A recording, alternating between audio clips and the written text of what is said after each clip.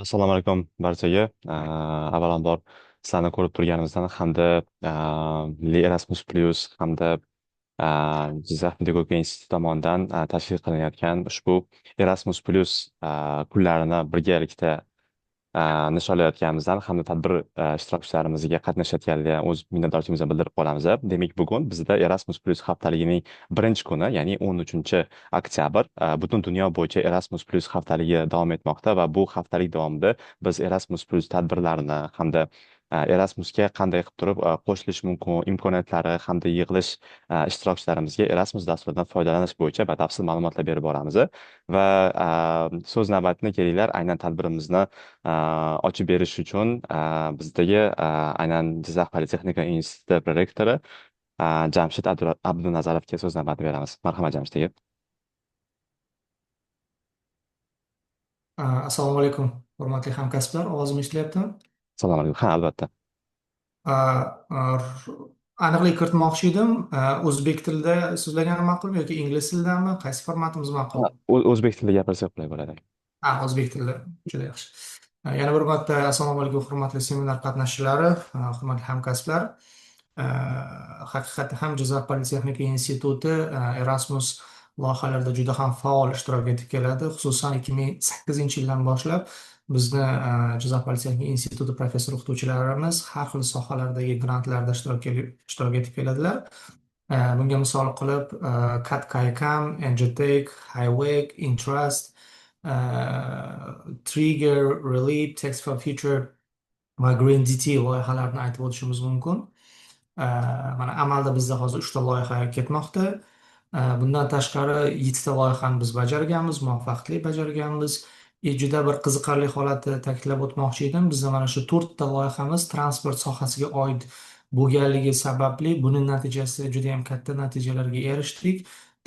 Demoqchi bo'lganim, biz Erasmus loyihada olgan bilimlarimiz, ko'nikmalarimiz bizga kelgusida yangi loyihalarni bajarishga, hozir mana trendga chiqqan so'zimiz bor, tijoratlashtirish, kommersializatsiyaga yo'naltirdik va buning natijasida institutimiz 2 milliard ortiq pul investitsiya qilindi.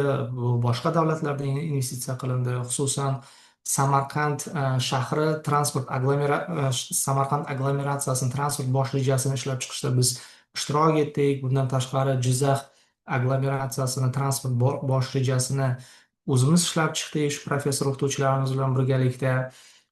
Mana bu yildan boshlab bizda avtomobilsozlik ilg'or muhandislik maktabi ochildi. Bu BYD Uzbekistan Factory bilan birgalikda biz avtomobilsozlik, transport sohasiga oid bo'lgan tadqiqotlarni olib borishda yana ham davom etdik va o'ylaymanki buni hammasi shu Erasmus loyihasida olgan bilimlarimiz, ko'nikmalarimiz, tajribalarimiz, xorijiy hamkorlarimiz bilan kelishuvlarimiz natijasida bo'ldi. Haqiqatdan ham bu juda foydali plashatka va barcha seminar ishtirokchilarini, umuman rejasi bor bo'lgan professor o'qituvchilarni ushbu loyihalarda faol ishtirok etishlaringizni tilab qolaman, qo'llab-quvvatlayman. Va bugungi seminarimiz yosh o'sib keladigan tadqiqotchilarimiz uchun, qiziquvchi yoshlarimiz uchun foydali platforma bo'lib qoladi degan umiddaman. Kattakon rahmat, barchaga omad tilab qolaman.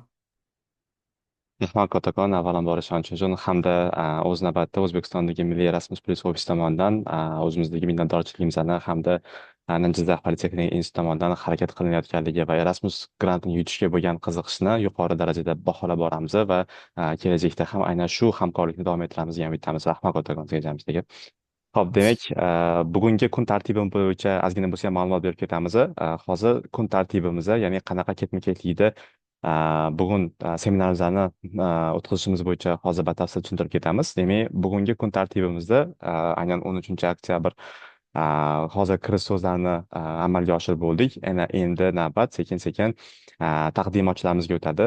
Dastavval aynan Erasmus Plus dasturini universitetlarimiz uchun, oliy ta'lim muassasalariga, tashkilotlarga qanaqa imkoniyatlar borligini tushuntirib ketamiz. Bu bo'yicha taqdimotni ya'ni o'zi Mahmudjon O'tkurov Erasmus Plus ofisidan taqdimot qilib beramiz va undan keyin bizda ikkinchi spikerimiz borlar. Aynan Erasmus Plus dasturlari bo'yicha, ya'ni Relief hamda Text for Future loyihalari bo'yicha Jahongir G'afurov o'zlari taqdimotlarni amalga oshirib beradi. Va undan keyin bizda aynan Jizzax politexnika institutida aynan qanday Erasmus Plus loyihalari borligi bo'yicha va bu Erasmus Plus dasturlari loyihalarida hozirgi kundagi Jizzax politexnika instituti ahamiyati haqida aynan xalqaro bo'lim boshlig'i Muhriddin aka Eshqulov o'zlari taqdimot qilib berdilar va oxirida va Erasmus Plus imkoniyatlari qanaqa qilib turib aynan talabalarimizga oliy ta'lim muassasalarida ichiga qiziquvchilarni tadqiqotchilarga ma'lumotlarni berish maqsadida aynan ICM hamda Erasmus Mundus Joint Masters yo'nalishlari bo'yicha Neo Project Manageri Visol Rahmatulloyev tomonidan o'tkazib beriladi va shundan so'ng qisqagina evaluation va tadbirimizni qanaqa o'tganligini baholash uchun bizda QR kod orqali ekranga chiqazamiz va buni tadbirni baholaymiz. Hop, bugungi kun tartibimiz hammaga tushunarli bo'lgan bo'lsa, man dastavval o'zimdagi prezentatsiya, ya'ni Erasmus Plus imkoniyatlari bo'yicha ma'lumotlarni sekin asta taqdimot qilishni boshlayman va bu seminarimiz rekord qilinadi, ya'ni yozib olinadi va rekord qilingandan so'ng barchalarga, ya'ni ro'yxatdan o'tgan ishtirokchilarimizga aynan taqdimotlar hamda yozib olingan sessiyani YouTube'ga joylangan versiyasi qo'yilib boriladi. Agar mabodo savollaringiz bo'lsa, iltimos chatga yozishingiz mumkin yoki bevosita aynan Zoom orqali qo'l ko'taradigan bo'lsanglar, pastda funksiyasi bor. Biza sizlarga dostуп beramiz, ya'ni sizlar bemalol ovoz yoqib gapirish imkoniyatiga ega bo'lasizlar va taqdimot davomida iltimos bir-birimizni hurmat qilgan holda va savollarimiz bo'ladigan bo'lsa, aynan spiker savol so'ragan paytda beradigan bo'lsa, spikerimizni ham chalg'itib qo'ymagan bo'lardik.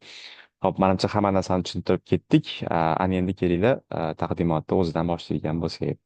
Hop, bir daqiqa.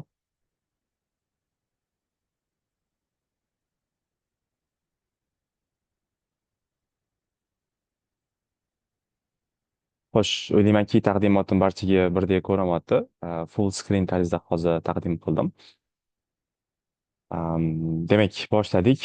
Bugungi asosiy mavzularimizdan biri, ya'ni Erasmus Plus imkoniyatlari, aynan ICM, Jalmane hamda Capacity Building in Higher Education loyihalari. Bu bo'yicha juda ham ko'pchilik oliy ta'lim muassasalaridagi xodimlarimiz va birga ishlaydigan hamkasblarimiz juda ham yaxshi ma'lumotga ega bo'lishadi. Va bugun biz ya'ni qanaqa o'zgarishlar, qanaqa natijalar va qay tarzdagi yangi innovatsiyalar kutilayotganligi bo'yicha bir batafsil ma'lumot berib ketamiz. Va taqdimotchi Mahmudjon O'tkurov, ya'ni o'zim loyiha menejeri aynan O'zbekistondagi Milliy Erasmus Plus ofisida. Taqdimot ingliz tilida tayyorlangan, lekin biz uni o'zbek tilida tushuntirib o'tib ketamiz. Ho'p, demak, boshlaydigan bo'lsak, o'zi umuman olganda Erasmus Plus imkoniyatlari deganda o'zimiz qanaqa ko'lamdagi dastur, buni ko'lamni tushunish uchun biz bu mapni ko'rsatamiz. Ya'ni Erasmus deganda ko'pchiligimiz bilamiz, bu aynan Yevropa Ittifoqi a'zo davlatlari hamda yana plus 6 ta a'zo, ya'ni program countries deymiz. Davlatlar tushuniladi. O'shanda jami hisobda Erasmus Plusda Erasmus Plus 33 davlatlari tashkil topadi. Ya'ni bu ko'lamni ko'radigan bo'lsak, barcha butun dunyodagi davlatlar Erasmus Plus dasturidan foydalanishadi va bularning ichida aynan program countrieslar, ya'ni to'g'ridan to'g'ri Erasmus dasturiga hissa qo'shadigan davlatlar aynan bu ko'kda ko'rsatib o'tib ketilgan. Va navbatdagisi O'zbekiston uchun ochiq bo'lgan imkoniyatlar bor. Ya'ni xabaringiz bor, aynan Erasmusni hozirgi kunda 2021-2027 davridamiz va bu 2027-yil davrida bizda Erasmus Plusni quyidagi imkoniyatlari ochiq. Ya'ni bu birinchisi International Credit Mobility, Erasmus Mundus Design Measure, Erasmus Mundus Joint Masters, Capacity Building Higher Education va Jalmane loyihalari. Ya'ni shu 5 ta loyiha orqali biz O'zbekistondan bemalol loyihalarimizni topshirib, bugungi kunda o'zimiz qiziqtirayotgan va o'zimiz amalga oshirmoqchi bo'lgan loyihalarimizni ayni shu grantlar asosida yutsak bo'ladi va buni ichiga hozir har bittasiga alohida kirib, qanaqa topshiriladi, muddatlari qanaqa kriteriyalar bor, batafsil ma'lumotlarni berib ketamiz. Va Erasmus 33 deyotgan paytimizda mana shu ko'rsatib ketdik, ya'ni pastda ko'rishingiz mumkin, aynan hozir ekranlarda ko'rsatib turgandek Erasmus 33 davlatlarida 27 ta Yevropa Ittifoqi davlatlari va hamda buni ichiga yana plus 6 ta, shu buni ichiga Iceland, North Makedoniya, Norvegiya, Serbiya va Turkiya va hokazo davlatlar kiradi. Buni har bittasida aynan Erasmus Plus davlatlarga a'zo bo'lganligi uchun har bittaligida, ya'ni Erasmus Plus milliy agentlik, ya'ni National Agency'lar faoliyat yuritishadi. Va dastavval boshlaymiz. International Credit Mobility, ya'ni hammanglarga tushunarli bo'lishi uchun har bitta slaydda yana QR kod qo'yamiz va bu QR kod sizlarni asosiy ma'lumotlar, ya'ni asosiy referensga olib boradi. Ya'ni sayt orqali yana batafsil ma'lumotlarni olishingiz mumkin bo'ladi. Demak, regionlar, ya'ni butun dunyodagi davlatlar qaysi regionga bog'lanishini bu map orqali ko'rishlar mumkin. Ya'ni bu yerda ko'rishlar mumkinki, O'zbekiston, ya'ni Markaziy Osiyo davlatlari biz region 6, ya'ni Region 6 Markaziy Osiyo kategoriyasiga kiramiz va bu kategoriyada biza bilishimiz muhim, chunki hali yana capacity building loyihalarini qilamiz. Ya'ni bu yerda milliy loyihalar, regional loyihalar hamda regionni cross qiladigan loyihalarni bilib olishimiz uchun kerak bo'ladi. Qisqa qilib aytganda, International Credit Mobility bu qisqa muddatli almashinuv dasturlari. Ya'ni Erasmus kategoriyasida ikki xil turdagi mobility loyihalari bor. Bittasi biza degree mobility deymiz, ikkinchisini esa biza non-degree mobility deymiz. Sababi unda hech qanaqa degree berilmaydi va non-degree mobility kategoriyasiga aynan shu International Credit Mobilitydagi exchange'larimiz, almashinuvlarimiz kiradi. Sababi bu yerda ko'rayotganingizdek, ya'ni o'qituvchilar uchun bu 5 kundan 2 oygacha bo'ladigan mobility periodi, talabalar uchun esa bu 2 oydan 12 oygacha bo'ladigan, ya'ni exchange mobility hisoblanadi. Ya'ni bu yerda o'quvchilarimiz shu semester exchange yoki bitta akademik yil exchange davomida o'zlarini olishlari mumkin bo'lgan kreditlarni, ya'ni Yevropa universitetlarida o'qishadi va bu universitet o'qishgandan keyin, ya'ni mobility tugagandan keyin o'zlarini universitetga kelib turib, o'zlaridagi o'qish akademik yilini davom ettirishadi. Va bu bizda barcha bosqich talabalari uchun, ya'ni bakalavr, magistr hamda doktorantura talabalari uchun ochiq bo'ladi va bunga bemalol topshirib, ya'ni o'zlariga qiziqtirayotgan hamda Erasmus shartnomasi bor bo'lgan universitetlar bilan mobilityni amalga oshirish imkoniyatiga ega bo'lishadi. Va bu ham tashkiliy tomondan, ham bu ularga yordam tomonidan, hamda bu travel cost jihatdan Erasmus Plus barcha xarajatlar tomonidan bilamiz, juda ham katta yordam beradi. Ya'ni bu fully funded grant hisoblanadi. Ya'ni borish, qaytish, yashash xarajatlari va oylik stipendiya xarajatlari, ya'ni Erasmus Plus dasturi davomida qoplab beriladi. Bundan tashqari Erasmus Plusda trenership bor, ya'ni trenership, ya'ni ko'pchilik talabalar qiziqishadi, ya'ni biz faqatgina u yerda borib turib nazariy amalga oshiramiz, ammo bilimlarni biza u yoqqa bilimlarimizni kuchaytirish hamda amaliy ko'nikmalarimizni rivojlantirish uchun ham bormoqchimiz deganda biz aynan Erasmus internship imkoniyatlarini ularga ma'lumot beramiz. Ya'ni bu internship, ya'ni amaliyot dasturlari 2 oydan 3 oygacha bo'ladigan dasturlar hisoblanadi va bu orqali ularda faqatgina nazariy bilimlar emas, balki shu aynan mumkin bo'lgan tashkilotlar, masalan, shu universitet hamda hamkor universitet o'zaro exchange amalga oshirilayotgan paytda sizning universitetingiz qaysi Yevropadagi tashkilotlar bilan hamkorlik asosida shartnoma tuzilgan bo'lsa, aynan shu orqali talabalarimiz stajirovka, ya'ni amaliyot o'tash imkoniyatiga ega bo'lishadi va qaysi tashkilotlar bor bugungi kunda, qanaqa imkoniyatlarimiz borligi bo'yicha maslahat beraman. Ya'ni o'zingizga qiziqtirayotgan va o'zingizlar qanaqa tashkilotlar bor ekanini qiziqib ko'rishingiz uchun erasmusintern.org web platformasi orqali batafsil ko'rib kuzatishingiz mumkin bo'ladi. Bu ham juda ham katta ma'lumot va resurs sifatida qabul qilasizlar. Va navbatdagisi aynan bir daqiqa kechirasizlar. Tak, navbatdagisi bizda International Credit Mobility'ni flowlari, ya'ni biz 2024-yil, ya'ni oldingi yil natijasiga ko'ra qay darajada bu mobility loyihalaridan foydalanganmiz. Ya'ni tushuntirib ketaman, ya'ni in va outlar qanaqa, ya'ni in bu bizaga kelgan ya'ni o'qituvchilar yoki PhD o'quvchilarimiz, talabalarimiz, out ya'ni bizlardan O'zbekistondan chiqib, ya'ni Yevropa 33, ya'ni Erasmus 33 davlatlariga borgan talabalarimiz hisoblanadi. Ya'ni ko'rayotganingizda 2024-yilda bizda ya'ni talabalar ko'rgan bo'lsa 203 ta, xuddi shu qatorda ya'ni chetga chiqqan staff, ya'ni xodimlarimiz 181 ta hisoblanadi. Bu juda ham yaxshi natija. Hamda 2024-yilda bizga kelganida endi out, ya'ni chiqqanlar, ya'ni 24-yilda 51 ta bu studentlar va staff jihatdan 152 ta kategoriyasini hisobga olib beradi va bu ham o'zgarishi juda ham katta natija O'zbekiston uchun va bu natijada yana bardavom bo'ladigan umidamiz. Sababi bilamiz, biza ya'ni Erasmus O'zbekistondagi faoliyati jihatdan, ya'ni bakalavr, doktorantura, magistratura talabalari bizada ham borishadi, lekin afsuski O'zbekiston aynan bakalavr va magistratura talabalarini O'zbekistonda Erasmus plus ICM loyihalari bo'yicha host qila olmaydi. Bu aynan bizada program countries bo'yicha aynan belgilangan sharoitlar asosida belgilab berilgan. Shuning uchun biz ko'proq talabalarimiz va o'qituvchilarimizni Yevropa davlatlariga yuborib, bu yerda semestr exchange qilingandan ko'proq foyda olamiz. Va navbatda ko'rishinglar mumkin, qaysi ya'ni Erasmus plus 33 davlatlariga O'zbekistondagi vuzlar kesimida hududlar jihatdan qanaqa ko'lamdagi ish amalga oshirilayotganligini, ya'ni 3 yil asosida hozir compare qilamiz, ya'ni bir-biriga baholaymiz, solishtiramiz 2022, 23 va 24da. Ya'ni ko'rayotganlaridek O'zbekistondagi oliy ta'lim muassasalarida ya'ni har yili Erasmus ICM loyihalarida ko'proq yutishlarga harakat qilinishadi, ya'ni 38ta, 41ta va 13ta va region jihatdan ko'proq bo'lgan regionlar qamrab olishadi.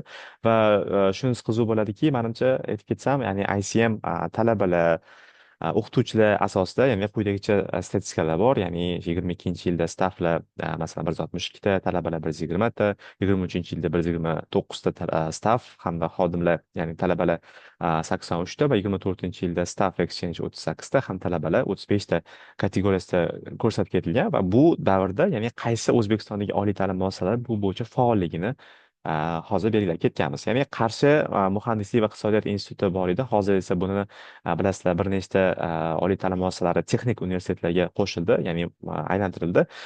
Bu qatorda hozirgi kunda Qarshi davlat texnika universiteti aynan shu ICM bo'yicha shartnomalarni qo'lga kiritishgan va buni ichiga O'zbekiston Milliy universiteti 22-yilda o'tkazishingiz mumkin va Turin politexnika universiteti, Urganch davlat universiteti, ya'ni juda ham faol hisoblanishadi. Hop, yana bularning ichida AKFA, ya'ni hozirgi kundagi Central Asian University lar faol universitetlar qatoriga kirishadi. Va Erasmus Plus ko'proq qiziqish bildirgan, ya'ni bizlar bilan ko'proq ishlaydigan davlatlar qatoriga bilishingiz uchun, ya'ni bu yerda Germaniya, Fransiya, Italiya, Ispaniya, Polsha asosiy kategoriyadagi davlatlar hisoblanadi. Ya'ni O'zbekistondagi ICM loyihalari bo'yicha shartnoma tuzishlar va talabalarni qabul qilish, ularni host qilish masalalarida juda ham katta yetakchilikka ega. Ho'p, davom etamiz. Va ana endi bizaga Erasmus 33 davlatlaridan O'zbekistonga keladigan nomer bo'yicha gaplashamiz, ya'ni taqdimotlarda. Ya'ni bu aytdim, ya'ni biz asosan ICM dasturi doirasida biz faqatgina o'qituvchilarimiz hamda PhD talabalarimizni host qilishimiz mumkin. Shuning uchun bu raqamlar nisbatan kamroq hisoblanadi. Keyin biz yuborganimizga qaraganda, bu yerda ham lekin ko'rayotganlaringizga Qarshi muhandislik va iqtisodiyot universiteti, ya'ni hozirgi kundagi Qarshi davlat texnika universiteti, Urganch davlat universiteti, Alisher Navoiy nomidagi o'zbek tili va adabiyot universiteti, Milliy universitet, Samarqand davlat universiteti va Toshkent davlat iqtisodiyot universitetlari faol universitetlar qatoriga kiradi. Ya'ni bular shu imkoniyatdan ko'p foydalanishadi. Va aynan staff kelish jihatdan, ya'ni bizaga ko'proq chet eldan, Fransiyadan, Germaniyadan, Italiyadan hamda Hungarydan, ya'ni Vengriyadan, Poland, Turkiyadan, Bulgariyadan ko'proq professorlarimiz, o'qituvchilarimiz O'zbekistonga shartnoma asosida, ya'ni Erasmus Plus dasturi asosida kelib malaka oshirishadi hamda ular bizada o'qituvchi sifatida ma'lum bir fanlarni o'qitib berish imkoniyatiga ega bo'lib turib, bizaga ma'lumotlarni, yana bilimlarni ulashib borishadi. O'ylaymanki, foydali ma'lumotlar bo'ldi. Ya'ni bu ma'lumotlar biz statistika asosida keltirib chiqazganmiz. Ho'p, shu paytgacha hammasi tushunarli bo'lgan bo'lsa, iltimos, aynan sizlarda ham faol qatnashishlik uchun qanaqa savollar, qanaqadir ma'lumotlar yoki o'zingiz qiziqtiradigan narsalar bo'ladigan bo'lsa, marhamat chatga yozib qoldirishingiz mumkin, yoki bevosita aynan Zoomdan qo'l ko'taradigan bo'lsangiz, har bitta yo'nalishdan keyin sizlarga bemalol, ya'ni savol-javob qismini qilish uchun va ma'lumotlarni berish uchun qo'ldan kelgancha yordam beramiz. Va aynan sessiyamiz o'zi har bitta taqdimotchi uchun belgilangan vaqt kvotasi bo'lganligi uchun aynan vaqtlarni hamda resurslarni tejagan holda biz har bitta taqdimot o'zi oxirida savollarni yig'ib turib bitta qilib javob beramiz. Agar bunaqa formatda savol bermoqchi bo'ladigan bo'lsa ham biz bemalol bunga ochiqmiz. Ho'p, endi navbatdagisi Erasmus Mundus Joint Masters. Ko'pchilik talabalarimiz juda ham yaxshi bilishadi Joint Masters, ya'ni Erasmus Mundus loyihalari asosida. Lekin biz buni hozir oliy ta'lim muassasalari perspektivasida ko'ramiz, ya'ni talabalar perspektivasida navbatda, ya'ni bu onlayn seminar davomida sherigim misol Rahmatulloyev tomonidan tushuntirib beriladi. Lekin biz hozir aynan universitetlarga qanaqa qilib turib Erasmus Mundus Joint Mastersga kirish imkoniyatlari borligini tushuntirib ketamiz. Ya'ni bu yuqorida aytib ketganimda ikkita turdagi Erasmus dasturlari, ya'ni mobility dasturlar bo'ladigan bo'lsa, bittasi bu non degree, bittasi degree bo'ladigan bo'lsa, ana endi bu degree mobility qatoriga kiradigan, talabalarga o'ziga scholarship beradigan hamda bir paytni o'zida ya'ni magistratura o'qish davomida bir nechta davlatlarda hamda bir nechta universitetda o'qish imkoniyati beradigan magistratura bosqichi. Nomidan ham Erasmus Mundus qo'shma magistratura bosqichi, ya'ni bu yerda magistratura bosqichini talabalarimiz har xil universitetda va har xil davlatlarda o'qish imkoniyatiga ega bo'lishadi va bu juda ham kompetitiv loyiha hisoblanadi. Ya'ni O'zbekistonda ham bu loyihaga qiziqib, ya'ni universitet kesimini topshiradigan universitetlarimiz ko'p va bu international consortium, ya'ni bu butun dunyodagi konsorsium, ya'ni universitetlarni guruhi sifatida shakllantiriladigan loyiha hisoblanadi. Bu o'ziga yarasha juda ham yuqori statusga ega bo'ladigan. Mana hozirgi holatda ko'radigan bo'lsak, masalan, Jizzax Politexnika instituti Erasmus Mundus Joint Masters Degree'ga, ya'ni bitta akademik yer uchun yoki bitta akademik semestr uchun talabalarni o'ziga, ya'ni o'zida host qilmoqchi bo'ladigan bo'lsa, quyidagi imkoniyatga ega bo'ladi. Ya'ni bu fixed grant agreement, ya'ni 74 oy uchun belgilangan davomiyligi bo'ladi loyiha va bunda ko'rayotganlarda, ya'ni 60 ta scholarship imkoniyatlari, 60 ta grant imkoniyatlari taqdim qilinadi. Hamda bu 4 ta complete editions, ya'ni bitta va ikkita akademik yerga bo'linadigan magistratura bosqichini ishlab chiqish masalasi qo'yildi va bu loyihani ishlab chiqish uchun belgilangan budjet bu 5 million yevro kategoriyasidagi maksimum budjet hisoblanadi. Ya'ni buni ishlab chiqiladi universitet tomonidan, boshqa konsorsium a'zolariga taqdim qilinadi va shu asosda magistratura bosqichi ishlab chiqiladi.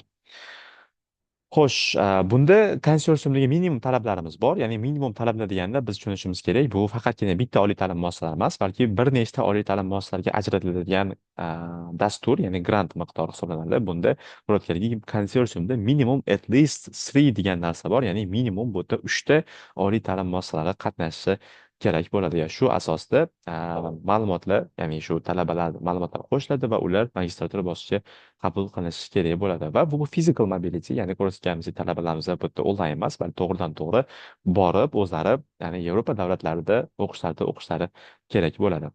Qisqacha ma'lumotlarimiz shular edi. Bu aynan universitetlar uchun batafsil, ya'ni har bitta dasturni chiqazayotgan paytimda QR kodiga e'tibor qaratib ketaman va bu QR kod asosida sizlar ham ma'lumotlarni o'qib, o'rganib, batafsil ma'lumotlarni olishingiz mumkin bo'ladi va savollar bo'ladigan bo'lsa, shu Milliy Erasmus Plus ofisini ijtimoiy tarmoqlarga yoki email yozadigan bo'lsangiz, biz albatta yana javob beramiz.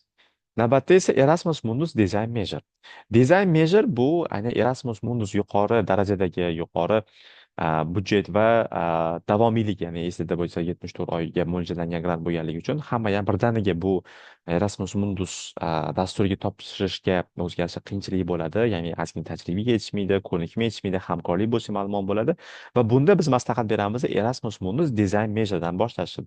Design Major bu aynan Erasmus imkoniyatlarida siz aynan Erasmus Mundusga topshirguvchi bo'lgan davrda, ya'ni magistraturani draft variantda shakllantirib chiqish, ya'ni bu yerda to'g'ridan to'g'ri magistratura boshlanmaydi, balki aynan magistraturaga tayyorgarlik, ya'ni o'quv dasturlari, syllabus ishlab chiqishlar, qanaqa soatlar, qanaqa kreditlar asosida dars berishlari hammasi bu gaplashib chiqilib amalga oshiriladi.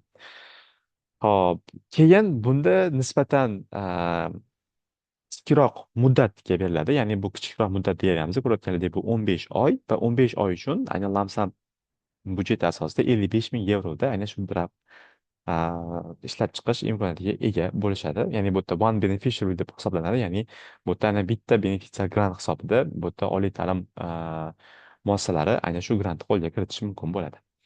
Xo'p, navbatdagisi juda ham ko'pchilik universitetlarimiz, juda ham ko'pchilik O'zbekistondagi tashkilotlar qiziqadigan va shu loyihaga topshiradigan dastur, ya'ni loyiha dasturlariga hozir o'tamiz. Ya'ni bu oliy ta'limda salohiyatni oshirish, inglizchada esa capacity building in higher education maslahat beramiz. Ya'ni ko'rib, buni tanishib chiqinglar. Ya'ni Erasmus Plus Program Guide har yili noyabr oylarida update qilinadi. Shu narsani o'rganib, yengilliklar bilan tanishib chiqishingiz mumkin va bu QR kod asosida skan qiladigan bo'lsanglar to'g'ridan to'g'ri Erasmus Plusni rasmiy veb platformasiga olib boriladi va batafsil o'qish, tanishib chiqishlar mumkin bo'ladi. Xo'p, kim topshirishi mumkin? Qisqagina bu oliy ta'lim muassasalari va aynan oliy ta'lim muassasalarining ichidagi tashkilotlar, ilmiy tadqiqot institutlari va boshqa non-associate partner sifatida topshirishi mumkin bo'lgan davlat, nodavlat tashkilotlar. Bunda обязательно, ya'ni biza bilamiz, mavjud must have degan narsa bor, ya'ni mavjud bo'ladigan konsorsium a'zoligi asosida topshiriq ketiladi va konsorsium a'zoligidan bitta oliy ta'lim muassasalari bunga koordinator sifatida belgilab berishadi. Ya'ni yuqorida esimizda bor, ya'ni O'zbekiston, Markaziy Osiyo, ya'ni Central Asian Region 6 kategoriyasiga kiradi. Buning ichida Markaziy Osiyodagi 5 ta davlatlar hamda plus Afg'oniston kategoriyasi kirib ketiladi va Yevropa Ittifoqining O'zbekiston uchun belgilab berilgan 3 ta asosiy prioritet yo'nalishlari bor.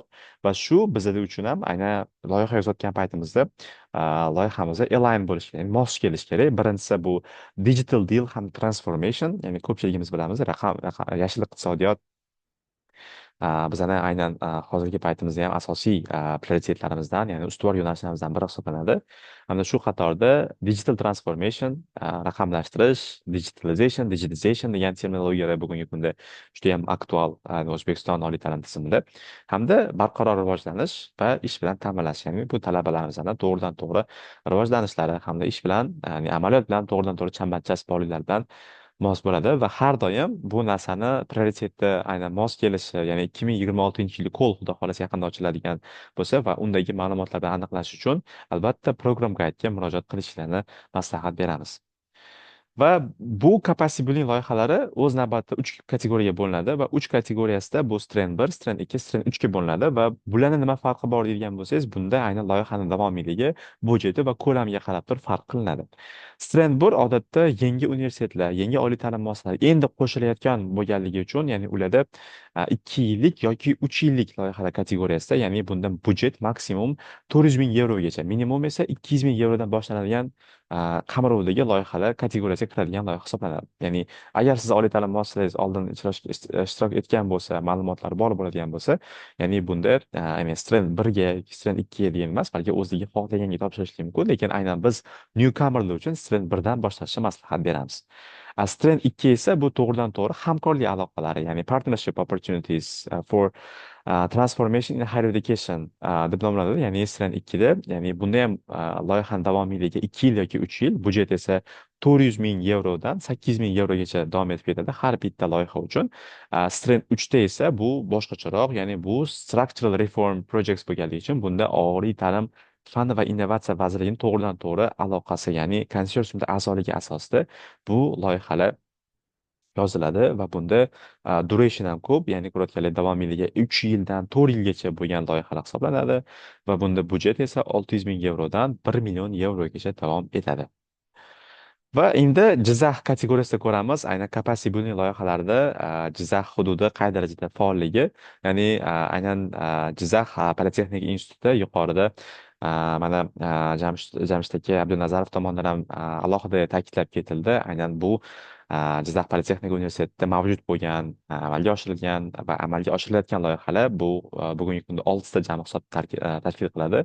Intras, Trigger, Relief, Text for Future, Depseus hamda Green DT loyihalari, ya'ni bularda Intras, Trigger hamda Relief loyihalari allaqachon tugab bo'ldi va hozirgi kundagi ongoing loyihalari esa bu Text for Future, Depseus hamda Green DT. Bu juda ham yaxshi natija va o'ylaymizki Jizzax politexnika instituti yana bardavom tarzda loyihalar topshirib Erasmus Grant imkoniyatlaridan foydalanishadi. Va bundan tashqari yana bir universitetimiz bor, ya'ni Jizzax Branch O'zbekiston Milliy universiteti tomonidan, ya'ni Sphere loyihasiga a'zoligi bor, ya'ni bu ham ulardagi mavjud bo'lgan yagona loyiha hisoblanadi va jami hudud jihatdan Jizzax hududida bizda 7 ta oliy ta'limni salohiyatini oshirish loyihalari mavjud hisoblanadi. Endi biza ularni ichiga kategoriyasiga kiramiz, ya'ni bu loyihalar qanaqa bo'ladi, qanaqa grant holder, budjeti qanaqa degan narsani tushuntirib ketamiz. Ya'ni Erasmus Plus Capacity Building Strand 2 kategoriyasiga, ya'ni yuqorida aytib ketganimiz Green DT loyihalari, ya'ni to'g'ridan to'g'ri Jizzax politexnika instituti aynan bu loyihada partner sifatida ishtirok etadi. Va bunda ya'ni Green DT bu, ya'ni yashil iqtisodiyotga moslashgan, ya'ni align bo'lgan loyiha kategoriyasiga kiradi. Loyihaning budjeti esa bu 756 ming yevro hisobiga baholangan va umumiy durationi, ya'ni amalga oshirish muddati bu 2025 yil 1 yanvardan boshlanib turib, bu 2027 yili 31 dekabrgacha davom etib keladi. Grant holder esa Polytechnical Institute of Viana do Castelo universiteti hisoblanadi, ya'ni ular koordinator va boshqa universitetda O'zbekistondagi oliy ta'lim muassasalari ham bunga to'g'ridan to'g'ri partnyor sifatida hisoblanadi. Ya'ni ko'rishingiz mumkin logotiplardan, ya'ni hozirgi kunda Andijon davlat texnika universiteti, Green University, Farg'ona politexnika, ya'ni Farg'ona davlat texnika universiteti hamda Kimyo International University, Jizzax politexnika instituti aynan bu konsorsium a'zolari hisoblanib turib birgalikda universitetlar harakat qilishadi. Va projekt veb-saytiga link tashlab qo'ydim va QR kod skan qiladigan bo'lsangiz ham to'g'ridan to'g'ri veb-saytga olib boriladi. Ya'ni veb-saytga ko'rib tanishib chiqishingiz mumkin bo'ladi.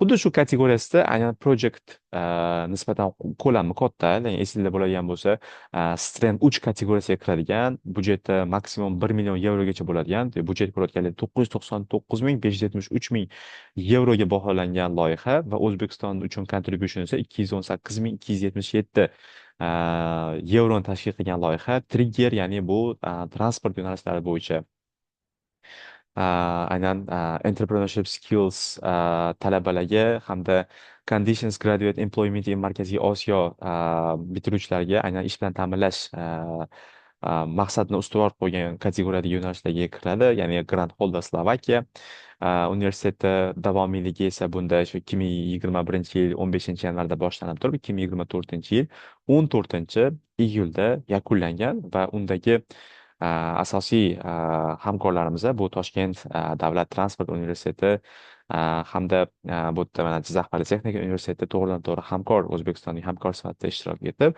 bu loyihani muvaffaqiyatli tamomlashgan va biz bu muvaffaqiyatli tamomlangan loyiha bilan albatta universitetda Erasmus jamoalarini tabriklaymiz va bu loyihalarda qatnashishi va shunga o'xshagan muvaffaqiyatli loyihalarni qilishda omad tilab qolamiz. Va QR kod aytganimdek bu loyihani hozirgi kundagi, ya'ni qanaqa natijaga erishildi, qanaqa dasturlar, qanaqa asosiy maqsadlarga yo'l qo'yilganligi bo'yicha marhamat tanishib ko'rib chiqishingiz mumkin bo'ladi. Bu ham judayam muvaffaqiyatli loyihalar kategoriyasiga kiriladigan loyihalar sifatida biz yaxshigina eslab qolganmiz. Va Erasmus Plus statistikalari O'zbekiston uchun aynan 22, 23, 24 ko'radigan bo'lsak, jami dunyoda bu oliy ta'limni salohiyatini oshirish loyihalariga qiziqish ortib bormoqda. Ko'rayotganlaridek 22-yilda 620 ta, 23-yilda 790 ta va 24-yilda 972 ta va 25-yil hisoblanadigan bo'lsa 4500 dan ortiq loyihalar topshirilgan. O'zbekistondan esa qabul qilingan capacity building loyihalari bu 40 ta 22-yilda, 55 ta 23-yilda va 60 ta 24-yilda. Va aynan 22, 23, 24 yilda 7 ta, 8 ta va 5 ta mos ravishda O'zbekistondagi loyihalar mavjud yutilgan va bularning orasida O'zbekistonda biz mamnuniyat bilan, xursandchilik bilan e'lon qilamizki, ya'ni grant holderlar bor bizda. Aynan 3 ta 22-yilda, 3 ta 23-yilda, mana 2025-yil tanlovlari asosida esa bizda 4 ta grant holderlarimiz bor. Bu degani O'zbekiston tarixi bo'yicha bizda jami hisobda mana oxirgi 4 ta grant holder qo'shganda bizda hozirgi kunda 11 ta grant holder, ya'ni loyihalar O'zbekiston universitetlari tomonidan boshqariladi degan statistikani biz berib ketsak bo'ladi. Va Erasmus dasturiga qatnashish uchun birinchi qadam nima deb so'rayotgan va birinchi qadam boshlashni bilmayotgan insonlar uchun bu albatta bu pik raqam, ya'ni Erasmusda qatnashish uchun bizda pik raqam bo'lishi shart. Bu narsa xuddi bizani pasportimizdagi INN raqamimizda, pasport raqamimizga o'xshagan narsamiz, ya'ni Erasmusda buni pik raqam deb ataladi, ya'ni Participation Identification Code, qisqartmasi pik raqam. Bu narsa uchun universitetdan bitta mas'ul odam aynan FTOP portal orqali ro'yxatdan o'tkazadi universitetda va universitetda ro'yxatdan o'tkazgandan keyin albatta validatsiya jarayoni amalga oshirish kerak bo'ladi. Ya'ni pik raqam bu 9 xonali son va shu 9 xonali sonni aynan grantga topshirayotgan paytingizda sizda partnyorlaringiz aynan pik raqamni ko'rsatishingizni so'rashadi va biz maslahat beramiz. Aynan validatsiya periodini ko'pchilik universitetlarimiz grant yutgandan keyin validatsiya qilamiz degan tushuncha bilan yurishadi. Yo'q, validatsiyani agar hozir imkoni bo'ladigan bo'lsa, vaqt borida albatta oldinroq qilganingiz maslahat beriladi. Xo'sh, navbatdagisi.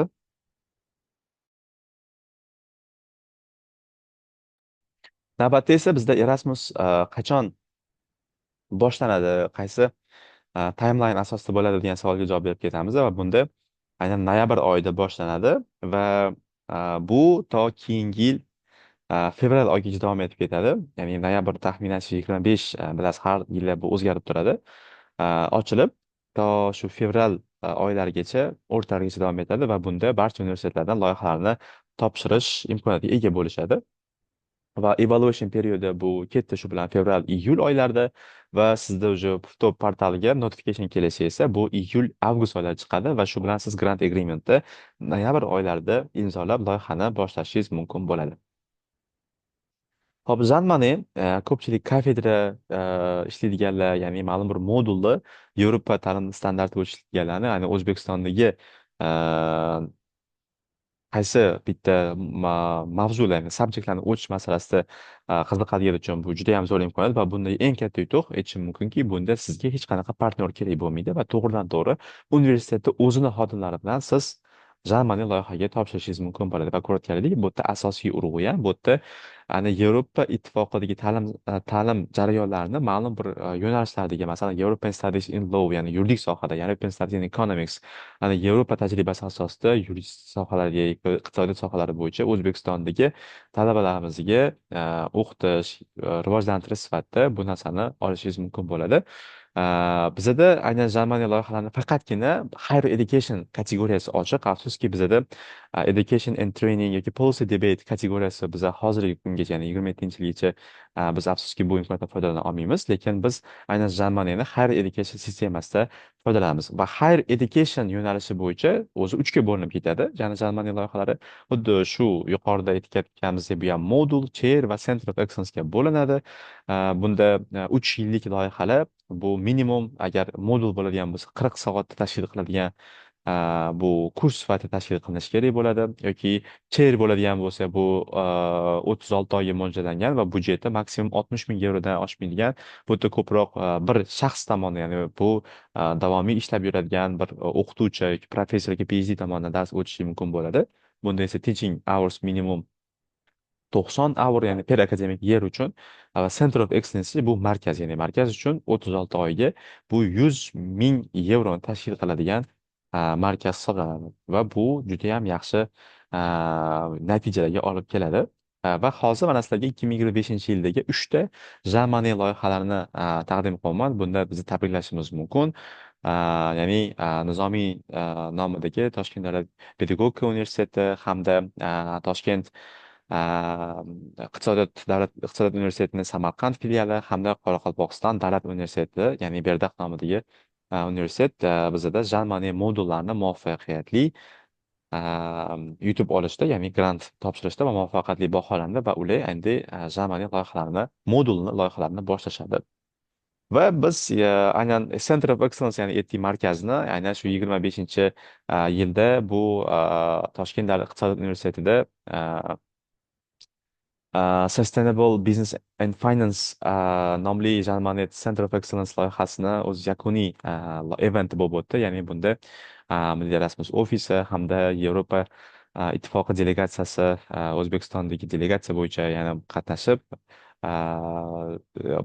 yakunlovchi seminarni birgalikda seminar natijalariga asoslangan seminarni ko'rib o'tdik, va bu bo'yicha mana maslahat beraman, ya'ni batafsil veb-saytga o'tib ko'rib chiqishlarini barcha ma'lumotlar ko'rsatib ketilgan. Ho'p, bundan tashqari bizda Neoda, ya'ni Erasmus ofisida ko'pchilik so'rashadi, qanaqa qilib hamkor topishimiz mumkin, qanaqa qilib murojaat qilishimiz mumkin. Aynan shunda biza Local Partner Finder degan ma'lumotlar bazamizni taqdim qilamiz. Ya'ni bu yerda siz hamkorlikka ochiq bo'lgan va hamkorlik uchun doimo qo'lini cho'zadigan insonlarni topishingiz mumkin bo'ladi. Ya'ni ular Erasmus tajribasi bor yoki bir xillari yangi universitetlar bo'lishi mumkin, lekin har doim ular o'zlariga bilimlarni, salohiyatlarni birgalikda hamkorlik asosida Erasmus Capacity Building loyihalarini topshirishda doim tayyor bo'ladigan universitetlar qatoriga kiradigan universitetlar hamda plus va universitetda ishlaydigan xodimlarni topishingiz mumkin bo'ladi, va marhamat, siz ham universitetingizni ro'yxatdan o'tkazib qo'yib, ya'ni boshqa hamkorlar topishga ham imkon yaratib berishingiz mumkin. Bu faqatgina bu mahalliy local partner finder emas, balki hozirgi kunda yevropalik partnerlarni ham bunga jalb qilib turib, ya'ni ularni bazasini ham shakllantirish ishlari olib borilmoqda. Batafsil Erasmus Plus Program Guide hamda Erasmus Plus Project Results platformiga kirib, ma'lumotlarni tanishib chiqishlarini iltimos qilgan bo'laman. Ya'ni yangi ideyalar, yangi loyihalarni o'rganishingiz uchun bu asosiy referens, ya'ni ma'lumotlar bazasi sifatida ko'rishingiz mumkin. Bizani rasmiy veb-saytimiz, ijtimoiy tarmoqlarimiz, Erasmus milliy ofisini rasmiy platformasi va aynan o'zimni elektron pochtam, ya'ni sizlarda hamisha qanaqadir loyihalar, o'zingizga qiziquvchi qanaqadir ideyalar bo'ladigan bo'lsa, savolga javob berishdan xursand bo'lamiz. E'tiborli uchun rahmat. Shu bilan o'z taqdimotimiz yakuniga yetadi. Aynan man tomonidan qilingan taqdimotimiz. Va hozir qisqagina savol-javob qilamiz. Iltimos, agar mabodo sizlarda qanaqadir savollar bo'ladigan bo'lsa, chatga yozishlar mumkin yoki to'g'ridan-to'g'ri qo'l ko'taradigan bo'lsak, ma'lumotlarni berib ketamiz. Hozir bizda chatimizda bitta savol kelib tushdi, ya'ni Mukammal Kasimova tomonidan aynan Jammoneda qatnashish uchun o'quv dasturimizda mavjud fanni talab asosida modify qilingan holda ham qatnashishimiz mumkinmi?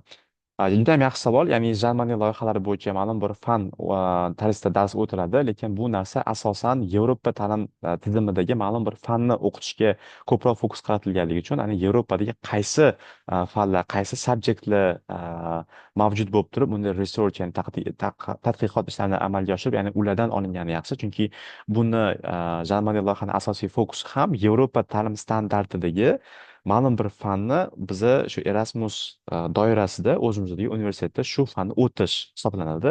Ya'ni bu yerda shu kafedra tomonidan bu yaxshilab research qilishi, ma'lumotlar olinishi va shundan keyin Germaniya loyihaga topshirish ko'zda tutilgan. Agar siz Germaniya loyihalari bo'yicha qanaqa yoziladi, qanaqa ketma-ketlikda bo'lishi kerak, Germaniyani qaysi yutish uchun nimaga e'tibor berish kerak deydigan bo'lsangiz, man Milliy Erasmus ofis tomonidan yozib olingan Zoom seminari bor. Ya'ni bu YouTube'ga joylangan ochiq ma'lumotlar. Aynan hozir Milliy Erasmus Plus ofisini aynan shu professor Haydarali Yunusov bilan qilgan Zoom seminarimizni ko'rsatib qo'ymoqchiman. Ya'ni bunda judayam ko'p ma'lumotlar, aynan Germaniya loyihasi qanaqa yozilishi, aynan kategoriya jihatdan sizdagi hamma savollaringizga batafsil javob bera oladigan loyihani ko'rib ketishingiz mumkin. O'shaning uchun e'tibor qo'yaman. Uh, Batafsil ma'lumotlarni ko'rib chiqishingiz mumkin bo'ladi. Ho'p, yana savollar bo'lsa, marhamat, javob yozishingiz mumkin. Ya'ni savollarni biz kutib qolamiz. Yoki savollarni qoldiradigan bo'lsangiz ham xursand bo'lamiz, ya'ni batafsil ma'lumotlar berishdan va bu savollarga yana javob olishdan. Va agar mabodo sizni ma'lum bir sababga ko'ra Zoom sessiyani oxirigacha borish imkoniyati bo'lmagan taqdirda ham biz Zoom sessiyani yozib olib turgan holda, ya'ni ijtimoiy tarmoqlarimizga hamda YouTube platformamizga joylab bu narsani qayta eshitib chiqish imkoniyatini taqdim qilamiz. Ho'p, savollar boshqa ko'rinmadi. Demakki, ma'lumotlar yetarli va to'liq bo'ldi. Rahmat Kattakon, hozir rahmat deb yozdi.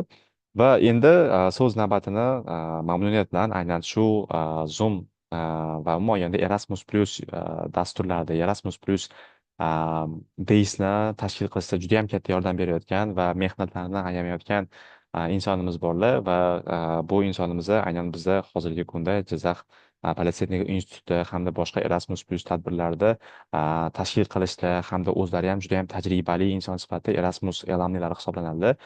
Shu hozir mamnuniyat bilan so'zni navbatdagi spikerimizga taqdim qilamiz va hozir mana bizga yana bitta savol tushganda man bularga, ya'ni hozir chat orqali javob berib ketaman. Ya'ni timeline chiqib ketmagan holda davom etamiz. Marhamat, so'z navbatda aynan Erasmus Plus Relief hamda Text for Future promotion sessiyalarini amalga oshirish uchun taqdimot qilish uchun aynan Jahongir aka G'ofurov professor ular aynan o'zlaridagi tajribalarini, o'zlaridagi bilimlarini Erasmus Plusda olingan barcha, ya'ni best practice tajribali inson sifatida hurmat qilamiz va ulardan hozir taqdimotlarni kutib qolamiz. Marhamat, so'z navbati sizga, Jahongir aka.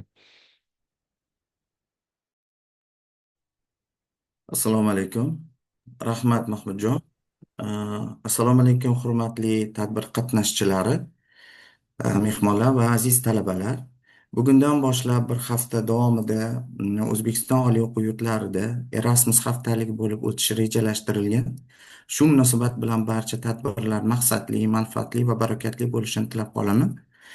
Ushbu tadbirda sizlarning e'tiboringizga Jizzax Politexnika institutida Yevropa Ittifoqining Erasmus Plus oliy o'quv yurtlari salohiyatini oshirish yo'nalishida amalga oshirilayotgan loyihamiz haqida bo'lishmoqchiman.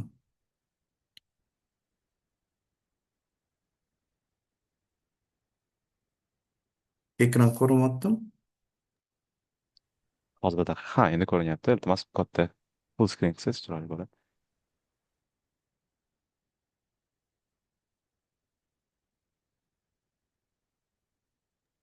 Rahmat. Da, ko'rindi. Rahmat. Loyiha mavzusi O'zbekiston va Qozog'istonda kelajak uchun to'qimachilik ishlab chiqarishi deb nomlanib, unda bosh maqsad O'zbekiston va Qozog'istondagi oliy ta'lim muassasalarining salohiyatini oshirish orqali to'qimachilik va yengil sanoat sohasida innovatsion, raqamli va barqaror ishlab chiqarish tizimini shakllantirish, shuningdek, universitet va sanoat o'rtasida hamkorlikni mustahkamlash deb belgilangan. Qo'yilgan bosh maqsadga erishish uchun loyihada quyidagi yo'nalishlarda amalga oshiriladi deb belgilangan. Birinchisi, oliy ta'lim muassasalarida zamonaviy ta'lim dasturlarini ishlab chiqish va joriy etish, aylanma iqtisodiyot, raqamli dizayn va barqaror ishlab chiqarish kabi sohalarda. Ikkinchisi, talabalar va sanoat xodimlari uchun malaka oshirish va qayta tayyorlash kurslarini tashkil etish. Uchinchisi, to'qimachilik innovatsion markazlarini yaratish orqali universitetlarning ilmiy-texnik salohiyatini oshirish. To'rtinchisi, Yevropa Ittifoqi va Markaziy Osiyo universitetlari o'rtasida xalqaro hamkorlikni rivojlantirish. Beshinchisi, innovatsiya va tadbirkorlik muhitini rivojlantirish, yosh mutaxassislarni ishlab chiqarishga jalb etish. Bu yo'nalishlarni amalga oshirishda loyihada quyidagilarni asosiy vazifa deb belgilab qo'yilgan. Birinchisi, oliy ta'lim sifatini oshirish va uni ishlab chiqarish ehtiyojlariga yaqinlashtirish, ya'ni to'qimachilik va yengil sanoat bo'yicha ta'lim dasturlarini zamonaviylashtirish, Yevropa standartlariga muvofiq o'quv modullarini ishlab chiqish va joriy etish, talabalarning amaliy bilim va ko'nikmalarini kuchaytirish. Ikkinchisi, ilmiy tadqiqot va innovatsiya salohiyatini mustahkamlash, ya'ni universitetlarda innovatsion laboratoriyalar va markazlar tashkil etish, tadqiqot natijalarini ishlab chiqarishga tatbiq etish, raqamli texnologiyalar va barqaror ishlab chiqarish modellarini joriy qilish.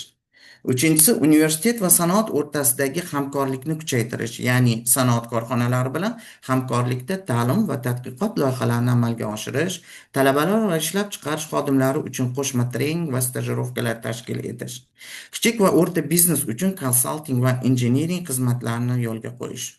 To'rtinchisi, professor o'qituvchilar va texnik kadrlar salohiyatini oshirish, ya'ni Yevropa universitetlarida malaka oshirish dasturlarini tashkil etish, zamonaviy o'qitish usullaridan, ya'ni project based learning, digital design and sustainability joriy etish, ilmiy va amaliy salohiyatni rivojlantirish orqali ta'lim sifatini oshirish. Va beshinchisi, talabalar va yosh mutaxassislarni innovatsion va tadbirkorlik faoliyatiga jalb qilish, ya'ni universitet huzurida startap va inkubatsiya markazlarini tashkil etish, talabalarni ilmiy-texnik loyihalar va xalqaro tanlovlarda qatnashishga tayyorlash. Yuqorida aytib o'tilgan vazifalarni amalga oshirish orqali loyihadan quyidagi natijalarga erishish mumkin. Ya'ni kutilgan natijalar quyidagilardan iborat. Birinchisi, 4 ta to'qimachilik markazlarini tashkil etiladi. Ya'ni O'zbekiston universitetlaridan, ya'ni Toshkent to'qimachilik va yengil sanoat institutida, Jizzax politexnika institutida. Hamkor davlatlar, hamkor universitetlar esa Qozog'istonda joylashgan bo'lib, ularning har birida ham shunday markaz tashkil etiladi. Markazlar ta'lim, tadqiqot va konsalting faoliyatini olib boradi. Har bir markaz zamonaviy laboratoriyalar bilan jihozlanadi. Shu o'rinda aytib o'tishim o'rinli bo'ladiki, Jizzax politexnika institutida mazkur loyiha doirasida to'qimachilik ishlab chiqarish kafedrasida innovatsion to'qimachilik markazi tashkil etildi va unda slaydda ko'rsatilgan uskunalar bilan jihozlandi. Ushbu uskunalar yuqorida aytib o'tilgan talabalarning startap loyihalarini amalga oshirishga, ishlab chiqarish ehtiyojlaridan kelib chiqib turli xizmatlar amalga oshirishga, bakalavr, magistratura va PhD talabalarini ilmiy tadqiqot ishlarini olib borishga xizmat qiladi. 5 ta zamonaviy, ikkinchisi 5 ta zamonaviy, bir minut.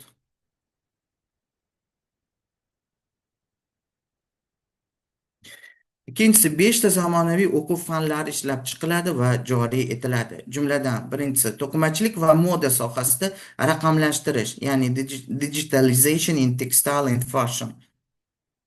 Ikkinchisi, barqaror to'qimachilik ishlab chiqarish va aylanma iqtisodiyot. Uchinchisi, to'qimachilik sohasida tadbirkorlik va innovatsiyalar.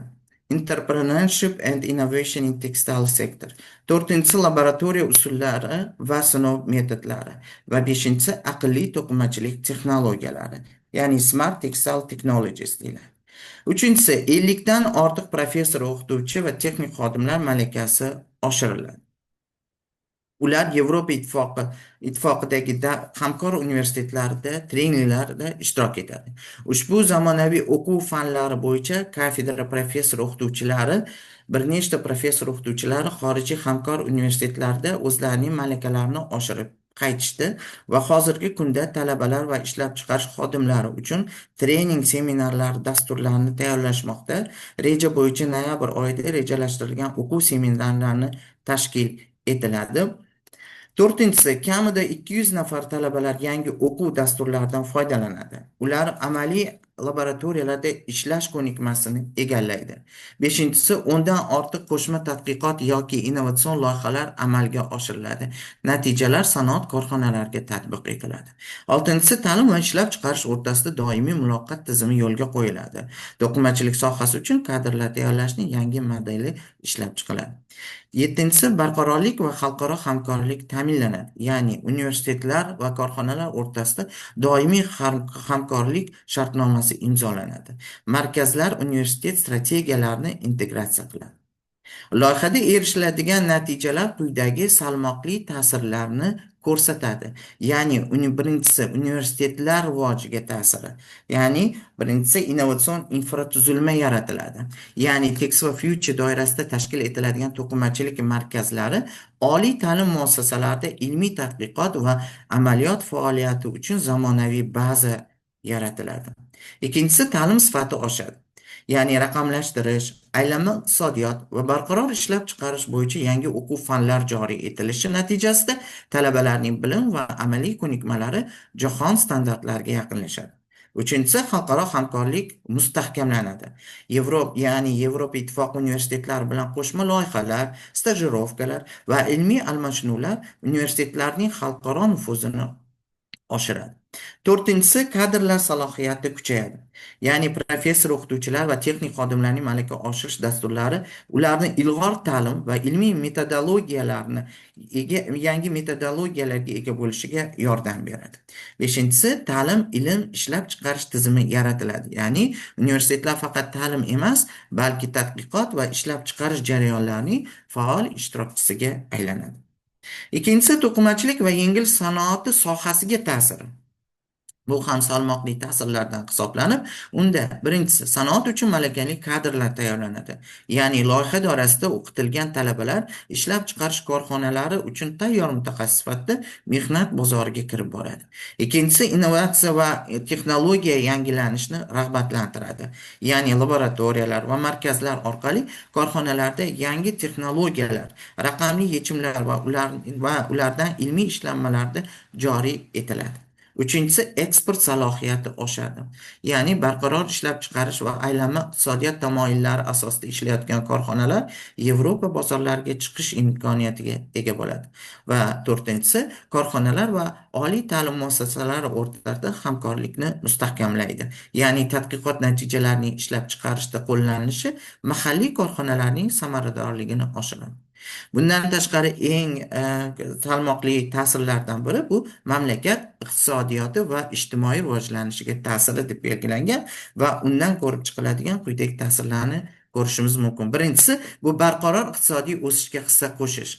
To'qimachilik sohasi O'zbekiston va Qozog'iston iqtisodiyotida yetakchi tarmoqlardan biri bo'lib, innovatsion texnologiyalar joriy etilishi natijasida qo'shimcha qiymat va yangi ish o'rinlari yaratiladi. Ikkinchisi, yoshlar bandligi ta'minlanadi. Ya'ni talabalar va bitiruvchilar uchun ish tajribasini oshirish va startap faoliyatini rivojlantirish imkoniyatlari kengayadi. Uchinchisi, ekologik barqarorlikka yordam beradi. Ya'ni loyiha doirasida aylanma iqtisodiyot va yashil ishlab chiqarish tamoyillari mamlakatda ekologik mas'uliyatni kuchaytiradi.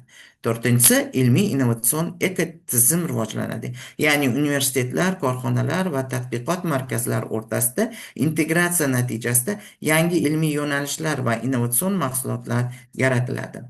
va oxirgisi mamlakatning xalqaro nufuzi oshadi. Ya'ni Yevropa Ittifoqi dasturlarida faol ishtirok etish O'zbekiston va Qozog'istonning ta'lim va ilm sohasidagi nufuzini mustahkamlaydi. Xulosa qilib shuni aytish mumkinki, Text for Future loyihasi O'zbekiston va Qozog'istonda to'qimachilik va yengil sanoat sohalarini yangi bosqichga olib chiqishga qaratilgan muhim tashabbuslardan biridir. Loyiha doirasida oliy ta'lim muassasalari, ilmiy markazlar va ishlab chiqarish korxonalari o'rtasidagi o'zaro hamkorlik mustahkamlanadi. Ta'lim jarayonlari amaliyot bilan uyg'unlashtiriladi hamda xalqaro hamkorlik uchun barqaror platforma yaratiladi. Ikkinchisi, ushbu loyiha natijasida tashkil etilgan to'qimachilik markazlari, jumladan Toshkent to'qimachilik va yengil sanoat instituti va Jizzax politexnika institutida nafaqat ilmiy tadqiqot va ta'lim jarayonlariga, balki mahalliy korxonalarning texnologik va innovatsion rivojiga ham xizmat qiladi. Bu markazlar yordamida talabalar, professor o'qituvchilar va ishlab chiqarish xodimlari zamonaviy uskunalar bilan ishlash, raqamli yechimlardan foydalanish va barqaror ishlab chiqarish usullarini o'zlashtirish imkoniyatiga ega bo'ladi. Uchinchisi, loyiha doirasida ishlab chiqilgan o'quv dasturlari, malaka oshirish kurslari va tadqiqot faoliyatlari milliy ta'lim tizimida innovatsiya va sifatli ta'limni rivojlantirishga hissa qo'shadi. Ushbu bilan birga universitetlar xalqaro standartlarga mos keluvchi yangi ta'lim modellarini joriy etib, o'z nufuzini va raqobatbardoshligini oshiradi. To'rtinchisi, Text for Future tashabbusi o'z mazmun mohiyati bilan barqaror rivojlanish tamoyillariga asoslanadi va kelgusida nafaqat ta'lim sohasida, balki mamlakat iqtisodiyoti va ijtimoiy hayotida ham muhim ijobiy o'zgarishlar qilish salohiyatiga ega bo'ladi. Qisqacha aytganda, loyiha O'zbekiston va Qozog'istonda innovatsiyaga asoslangan ta'lim, ilm va ishlab chiqarishni uyg'unlashtiruvchi yangi ekotizimni shakllantirdi. Bu esa nafaqat sohaviy rivojlanish, balki mamlakatning xalqaro maydondagi nufuzini oshirishga ham xizmat qiladi. Ikkinchi loyihamiz ham aynan shu Erasmusning oliy o'quv yurtlari salohiyatini oshirishga qaratilgan bo'lib, u yakunlangan loyiha hisoblanadi va uning mazmuni temasi O'zbekiston va Qozog'istonda charm va charm buyumlarini ishlab chiqarish, innovatsion rivojlantirishda oliy o'quv yurtlarining o'rnini kuchaytirishdir. Mana shunda qo'yib o'tib oling u prezentatsiyamga.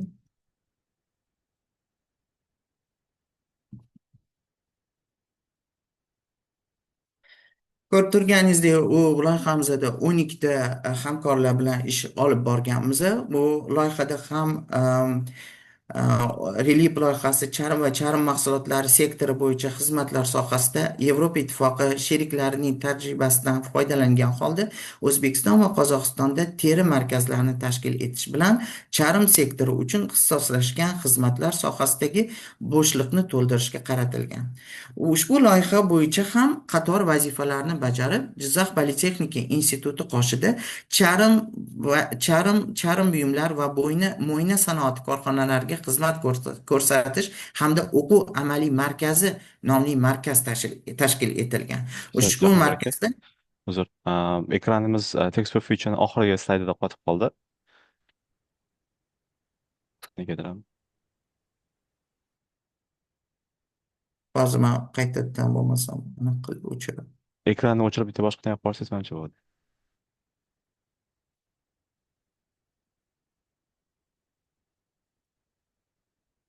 Ko'ryaptimi endi? Ha, endi ko'ryapman. Ha, rahmat.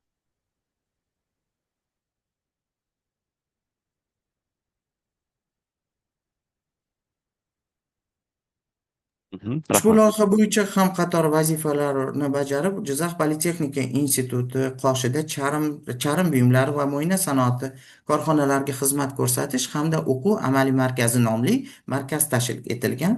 Ushbu slaydda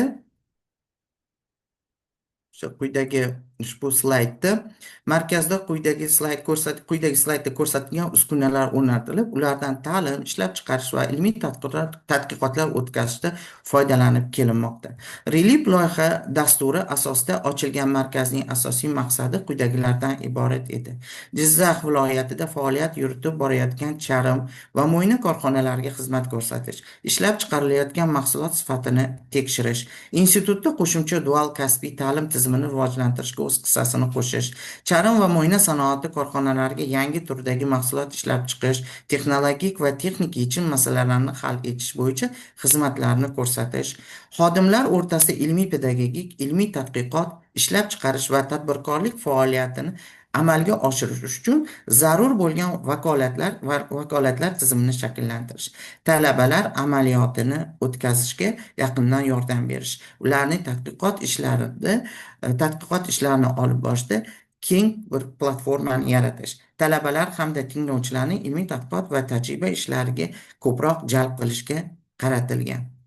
Mazkur loyihalar doirasida amalga oshirilgan barcha va amalga oshirilib kelayotgan barcha ishlar faqat ta'limning rivojlanishiga, nafaqat ta'lim o'zi bilan ta'lim bo'lib qolishi, balki ishlab chiqarish bilan integratsiya qilish va yaqindan unga yordam berish va oradagi uzilishlarni hammasini bartaraf etishga qaratilgan deb hisoblanadi. E, Shu bilan mani prezentatsiyam yakunlandi. Savollar bo'lsa, marhamat. E'tiboringiz uchun katta rahmat. Rahmat kattakon avvalambor taqdimotingiz uchun. Endi ishtirokchilarimizdan agar mavjud savollar bo'ladigan bo'lsa, marhamat chat orqali yoki shu qo'l ko'tarish orqali so'raydigan bo'lsangiz, spikerimizga yetkazgan bo'lamiz. O'zi prezentatsiya va berilgan ma'lumotlar juda ham aniq va lo'nda bo'lganligi uchun men o'ylaymanki, unaqa ko'p savollar bo'lmasa kerak. Xo'p, demak, bizda hozircha savol yo'q. Rahmat Jahongir aka, aynan taqdimotingiz uchun, batafsil ma'lumotlar uchun va Relief loyihasi bo'yicha bajarilgan muvaffaqiyatli yakunlanganligi avvalambor bu juda ham katta yutuq, hamda Text for Future loyihasi ham bardavom rivojlanayotgan loyiha bo'lganligi qatorida yana muvaffaqiyatli va muvaffaqiyatli amalga oshirishni tilab qolamiz. Rahmat sizga. Endi esa hammalarga navbatdagisi, ya'ni Erasmus Plus imkoniyatlari, dasturlari va bu bo'yicha hozirgi kunda qanaqa imkoniyatlar bor, qanaqa aynan Jizzax Politexnika institutida ishlar amalga oshirilayotganligini bilish maqsadida va bu uchun bizda aynan spikerimiz borlar, aynan Jizzax Politexnika universiteti xalqaro bo'lim boshlig'i Muhriddin aka Eshqulov. Marhamat, Muhriddin aka, so'z navbati sizga. Assalomu alaykum, hurmatli hamkasblar, hurmatli jamoa. Assalomu alaykum. Erasmus Milliy ofisi vakillari, Mahmudjon aka, Jahongir aka, sizlarni ko'rib turganimdan xursandman. Menimcha prezentatsiyam ko'rinyapti shekilli. Ha, xuddi shunaqa edi. Prezentatsiyamni faqat men Bitta full o'ynatib screen. yuborsam, xo'p, Full screen bo'ldi, rahmat. full screen bo'ldi. Xo'p, demak, bugun sizlarga Jizzax Politexnika institutida amalga oshirilayotgan, amalga oshirilib bo'lgan oliy ta'limda salohiyatni rivojlantirish bo'yicha Erasmus Plus dasturi loyihalari haqida gapirib bermoqchiman. Undan olingan bizni tajribalarimiz va qilinayotgan ishlar to'g'risida. Bundan oldingi, demak, ma'ruzachilarimiz Mahmudjon aka, Jahongir aka, menimcha o'sha bizani loyihalarimiz bo'yicha to'liq ma'lumotni berib bo'lishdi. Demak, bizda 2008-yildan buyon, demak, biz Erasmus Plus loyihalarida qatnashib kelayotgan bo'lsak, Jizzax Politexnika institutida shu kungacha Intras, Trigger va Relief loyihalari muvaffaqiyatli amalga oshirildi. Demak, bu loyihalarga bittama-bitta to'xtalib o'tadigan bo'lsam, demak, Intras loyihasi bo'yicha intellektual transport tizimlari sohasida magistratura bosqichi uchun o'quv dasturlari va silabuslar tayyorlash. Demak, ularni salohiyatni oshirish bo'yicha dastur ishlab chiqilib, loyiha muvaffaqiyatli yakunlanib, demak, tajribalar amaliyotga qo'llanildi. Demak, keyingi loyihamiz Trigger loyihasi bo'ladigan bo'lsa, Trigger loyihamiz bu 2021 va 2024-yillarda amalga oshirilgan loyiha bo'lib, bunda biz bitiruvchilarni ishga joylashtirish va tadbirkorlik ko'nikmalarini rivojlantirish bo'yicha salohiyatni oshirish dasturini, demak, biz amalga oshirganmiz va muvaffaqiyatli tugatib o'tganmiz va yuqorida Jahongir aka juda mazmunli va to'liq ma'lumot berib o'tdilar. Relief loyihasi bo'yicha, demak, charm sanoati uchun mutaxassislar tayyorlash va sanoat korxonalari bilan hamkorlikni mustahkamlash bo'yicha 2021 yil va 2024 yilda demak amalga oshirilgan loyiha. Bu loyihamiz ham demak hozirda muvaffaqiyatli yakunlanib, amaliy tajribalar, amaliy yakunlar demak amaliyotga joriy qilingan. Endi hozirda Jizzax politexnika institutida aktiv bo'lib turgan loyihalarimizdan bor. Bular Text for Future, DepSeUz va Green loyihalari. Demak, Text for Future loyihamiz 2024 yildan 2026 yilgacha mo'ljallangan. Jami qiymati 676 million dollar deb aytadigan bo'lsak, 790 million 790 ming yevro Text for Future'da. Bunda yengil sanoat va to'qimachilik sohasida barqaror innovatsiyalarni joriy etish bo'yicha demak loyihamiz ishtirokchilari tomonidan bajarib kelinmoqda. Keyingi loyihamiz DepSeUz loyihamiz. Bu loyiha ham 2024 yildan 2026 yilgacha mo'ljallangan. Bu loyihamiz demak O'zbekistonda qayta tiklanuvchi energiya manbalari bo'yicha bakalavrlar tayyorlash dasturini ishlab chiqishdan iborat. Demak, bu loyihalar bo'yicha demak bo'lib o'tgan kick-off mitinglar to'g'risida ham man gapirib o'tmoqchi edim. Demak, keyingi loyihamiz Grindity loyihasi. Grindity loyihasi 2024 yil va 2027 yil davri mobaynida demak bajariladigan loyihamiz bo'lib, loyihamizning birinchi kick-off mitingi 18-20 uzr 18 va 20 fevral kunlari mana shu joriy yilda Toshkent kimyo xalqaro kimyo texnologiyalar xalqaro universitetida demak bo'lib o'tgan. Bunda bizni loyiha ishtirokchilari Jamshid aka Abdunazarov, O'tkir aka Rahmatov, Xurshid aka Kirgichevlar demak bu mitingda qatnashishgan.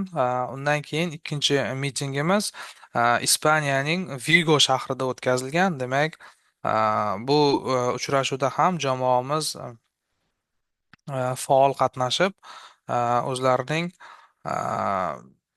loyihaning asosiy maqsadi bo'lgan, ya'ni atrof muhit muhandisligi bo'yicha yangi magistrlik dasturini yaratish bo'yicha o'zlarining diskas mitinglarda qatnashib muvaffaqiyatli qaytishdi.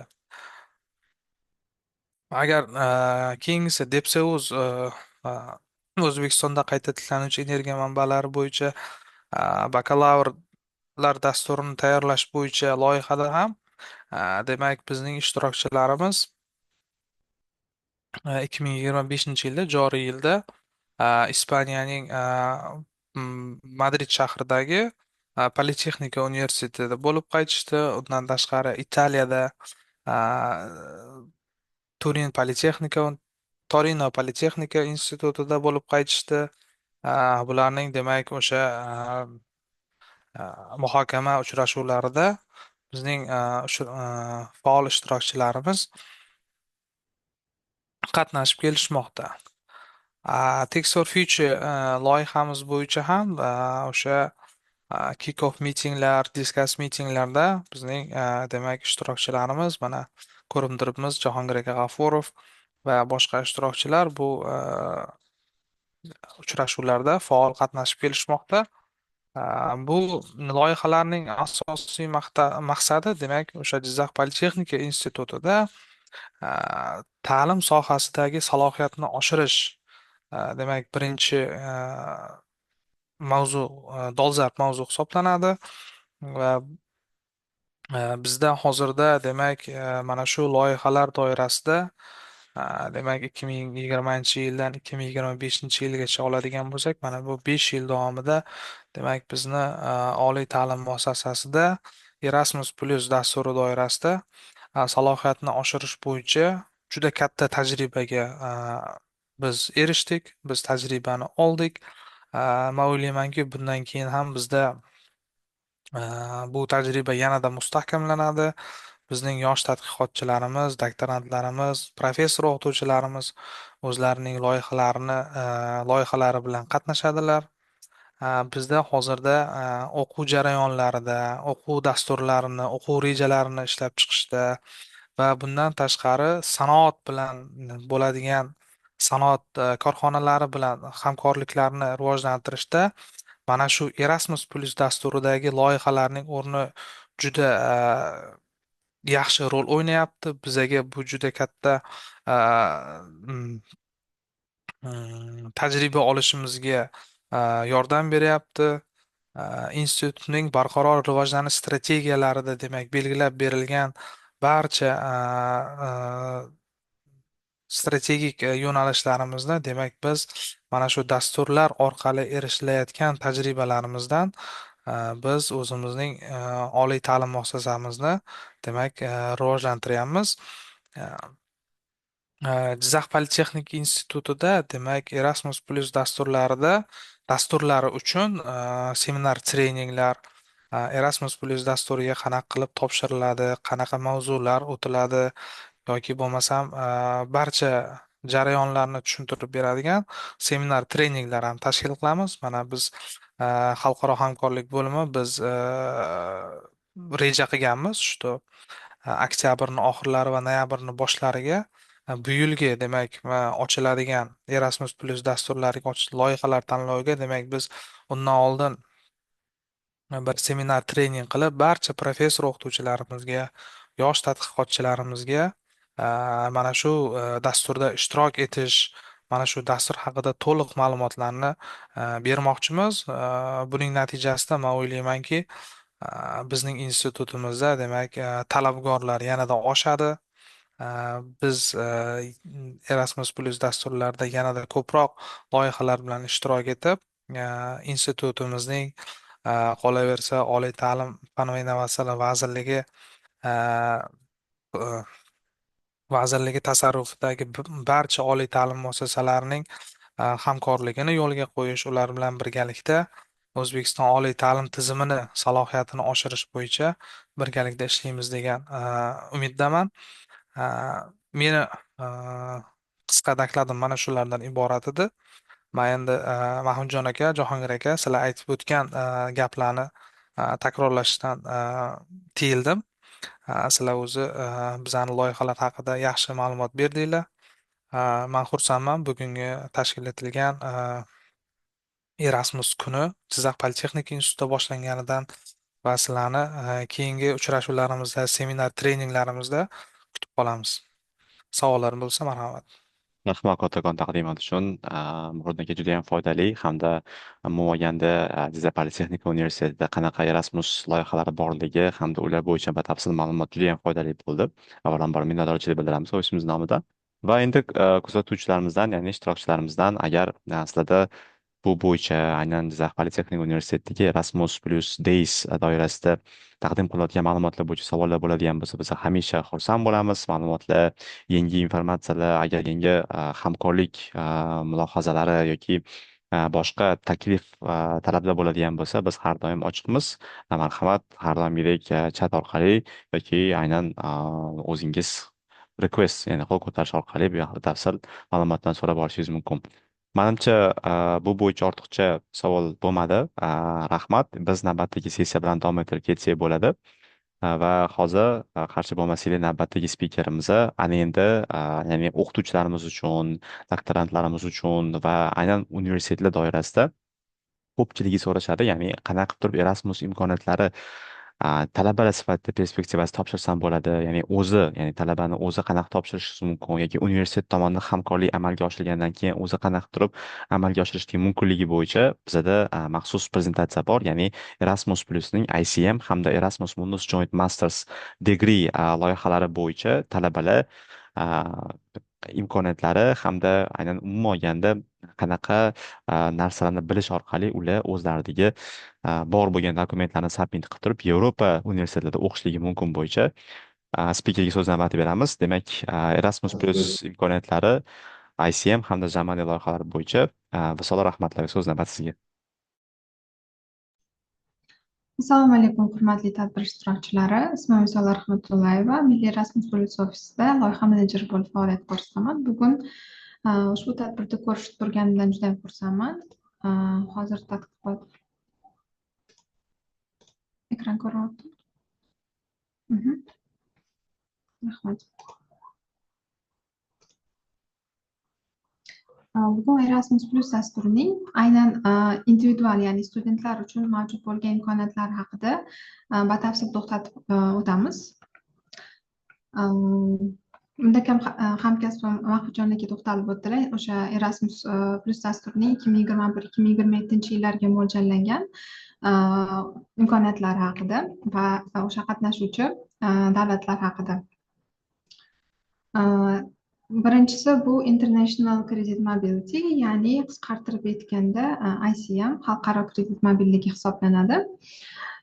Ushbu 1987 yildan beri Yevropada mavjud bo'lib, Yevropadan tashqari boshqa davlatlar uchun ham mavjud dastur hisoblanadi. Bunda judayam qisqa muddatda olib boriladi, ya'ni non degree, o'sha oldin ta'kid etib o'tilganidek hech qanday diplom yoki degree darajasi berilmaydi, faqat o'sha qisqa muddat davomida almashinuv dasturi hisoblanadi. Bunda bakalavr, magistr va hattoki PhD, ya'ni doktorantura uchun ham ochiq imkoniyat hisoblanadi. Va buning davomiylik muddati 2 oydan 12 oygacha davom qilishi mumkin. Shu bilan birga blended mobility, ya'ni aralash mobility ni hisobga oladigan bo'lsak, bu 5 kundan 30 kungacha ham davom etishi mumkin bo'ladi. Bunda regionlarga to'xtatib o'tadigan bo'lsak, ya'ni 6-region bu Markaziy Osiyo hisoblanadi. ICM dasturida O'zbekiston bemalol ishtirok etishi mumkin bo'ladi, o'sha Markaziy Osiyo davlatlari hisobidan. Bunda ishtirok etishdagi xarajatlarning qoplanishi va boshqa mavzularga to'xtatib o'tadigan bo'lsak, bunda organizational support, ya'ni o'sha tashkilot doirasidan ishtirok etilayotganda har bitta o'sha qatnashuvchi uchun 500 yevro miqdorida atrofida o'sha grant ajratiladi va bunda o'sha masalan O'zbekistondan borish va qaytib kelish barcha xarajatlari to'liq qoplab beriladi. Kim va qanday o'sha bu dasturga topshirish mumkin degan savolga javob beradigan bo'lsak, bunda oliy ta'lim muassasalari o'sha Yevropada joylashgan universitetlar bilan hamkor topib, o'sha ikkita oliy ta'lim muassasasi o'rtasida shartnoma, ya'ni interinstitutional agreement deb ataladigan o'sha shartnoma tuzilishi kerak bo'ladi. O'sha shartnoma doirasida ushbu ICM International Credit Mobility amalga oshiriladi. Bunda har qanday yo'nalish uchun ochiq hisoblanadi va grant ham o'sha shartnoma, ya'ni interinstitutional agreement tuzilgandan keyingina ajratiladi. Bunda moliyalashtirilgan har bir hamkorlik uchun o'sha shartnoma Yevropa ittifoqida joylashgan universitet orqali tuziladi. Buning muddati haqida to'xtatib o'tiladigan bo'lsak, bu 24 dan 36 oygacha emas, 24 yoki 36 oy mobaynida amalga oshiriladi. Albatta bu o'sha shartnoma tuzilgandan keyin, grant ajratilgandan keyin ushbu muddat orasida dastur amalga oshirilishi mumkin bo'ladi. Bunda taxminiy timeline, ya'ni muddatlari haqida gaplashib o'tamiz.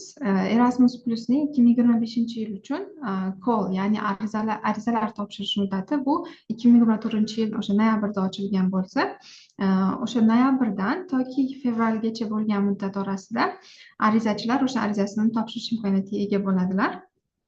Va mart va iyul oylari davomida evaluation process, ya'ni ko'rib chiqish muddati hisoblanadi. Va shu bilan birga rezultatlar, ya'ni natijalar avgust oyiga kelib e'lon qilinadi. Studentlar bunda o'sha har bitta universitetning o'sha xalqaro bo'limiga murojaat qilish orqali ishtirok etish imkoniyatiga ega bo'ladilar. Bundan tashqari, ta'lim olishdan tashqari, ya'ni amaliy o'sha amaliyot o'tash imkoniyatiga ham ega bo'ladilar. Bu narsaga to'xtalib o'tilgan. Ya'ni muddati 2 oydan 3 oygacha davom qilib, bu haqida batafsilroq ma'lumot o'sha erasmusintern.org saytida to'liq keltirib o'tilgan hisoblanadi. Va O'zbekistondagi o'sha statistikaga nazar tashlaydigan bo'lsak, O'zbekistonga kelayotgan o'sha staff, ya'ni professorlar va talabalar soni o'sha 2022-2026 yillar davomida ko'rsatib o'tilganidek o'sha yillar mobaynida o'sib borgan. Va o'sha ekrandagi QR kod orqali ICM dasturi haqida to'liqroq ma'lumot olishingiz mumkin bo'ladi. Keyingisi Erasmus Mundus Joint Masters, ya'ni Erasmus Mundusning qo'shma magistr dasturi haqida gaplashib o'tamiz. Bunda dastur turli mamlakatlardan tashkil topgan universitetlar orasida o'sha konsorsium tuzilgandan keyin amalga oshiriladi va bu bitta yoki multiple yoki o'sha bitta joint mastersga degreega olib borish kerak bo'ladi. Buni ICMdan farqli tarafi bu shunchaki qisqa muddatli almashinuv dasturi emas, to'laqonli o'sha xalqaro darajadagi magistr dasturi hisoblanadi va albatta bitta yoki bir nechta universitetlarning diplomi taqdim qilinadi. Bunda hozirgi kunda Erasmus Mundus Joint Masters katalogida 214 tadan ortiq har xil yo'nalishga doir o'sha yo'nalishlar mavjud. O'sha yo'nalishlar orasidan katalogga kirib, o'zingizga mos, o'zingizni qiziqtirgan va yo'nalishingizga mos bo'lgan yo'nalishlarni tanlab olishingiz mumkin bo'ladi.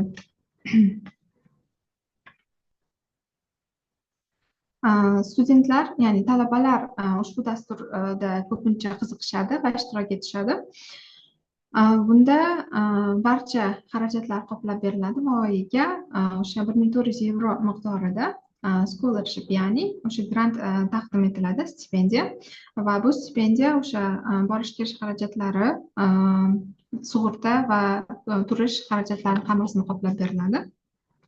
Va pastdagi link orqali o'sha katalogga kirib, yo'nalishlar bilan tanishib chiqishingiz mumkin bo'ladi. Keyingi slaydlarda sizga oson bo'lishi uchun ushbu katalog QR kod shaklida ham taqdim etilgan bo'ladi. General requirements, ya'ni har bitta yo'nalish uchun belgilab qo'yilgan talablardan tashqari o'sha hamma uchun bir xil bo'lgan talablarga to'xtalib o'tamiz.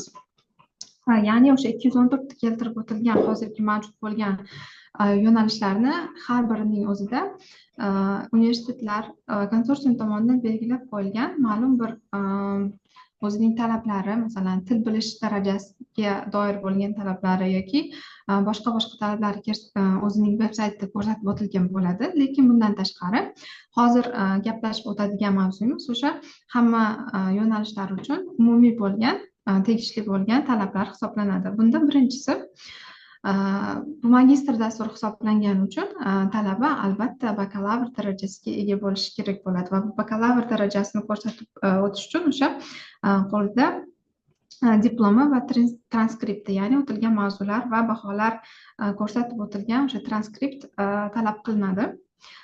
Keyingisi pasport yoki ID karta muhim hisoblanadi. Undan tashqari uchinchisi bu motivational letter, ya'ni o'sha talabaning qay darajada o'sha yo'nalishga, o'sha dasturga qiziqishini ifodalab berish uchun motivatsionniy xat hisoblanadi. Bunda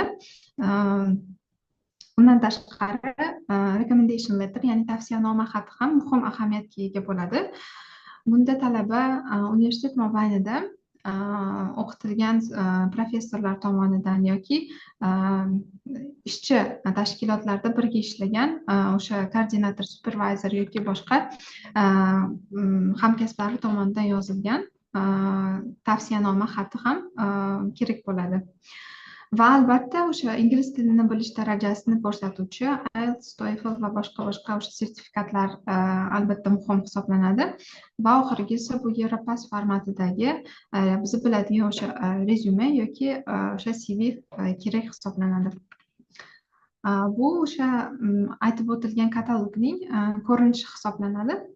Bu katalogda filtrlardan foydalanib o'zingizga mos kerakli bo'lgan va yo'nalishlarni topib olishingiz mumkin bo'ladi. Va bu o'sha katalogga olib boradigan QR kodni skanerlab o'tishingiz mumkin bo'ladi.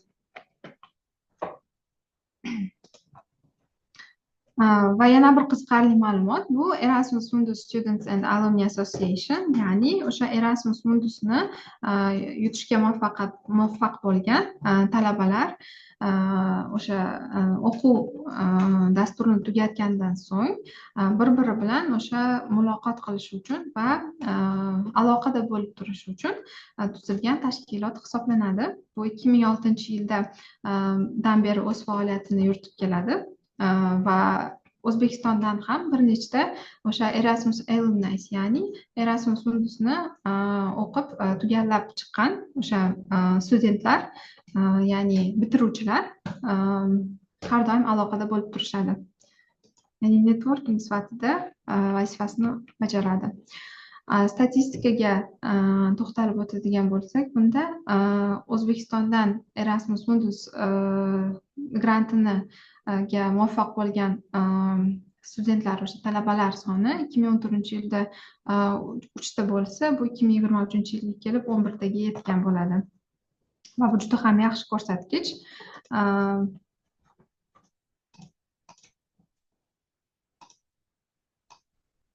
Va umumiy miqdorda Erasmus Mundus grantini qo'lga kiritgan talabalar soni 137 taga yetgan O'zbekiston hisobida va 2024-yilda bu 12 ta va 2025-yilda statistika bo'yicha bundan keyin o'sha bilib olishingiz mumkin. Program guide bu keyingi qiziqarli va foydali ma'lumot hisoblanadi. Ushbu bugungi tadbirga ro'yxatdan o'tgan barcha uchun ushbu prezentatsiyalar yuboriladi va bu program guide o'sha dasturda qanaqa qilib qatnashish kerak talablari va boshqa kerakli bo'lgan ma'lumotlar yozib o'tilgan bo'ladi. Bundan tashqari boshqa kerakli ma'lumotlar ham ushbu taqdimot orqali topilishi mumkin.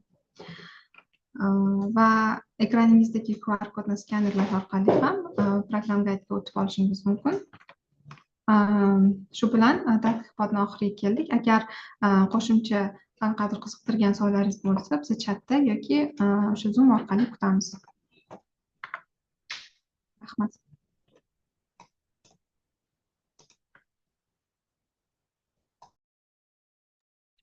Rahmat kattakon.